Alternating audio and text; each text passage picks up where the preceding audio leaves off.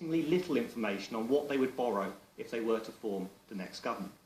What they've said is they want national debt falling and a surplus on the current budget as soon as possible in the next Parliament. They don't tell us how soon, and they don't tell us what size of surplus on the current budget they would like to achieve.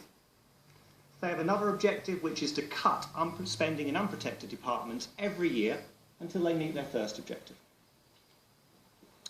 So what we assume is that Labour would stick to the government's plans for 15-16, the plans that they would inherit were they to form the next government, that they then freeze unprotected departments, or deliver very small cuts if you like, and we find that that's sufficient to bring them to a current budget balance in 2018-19.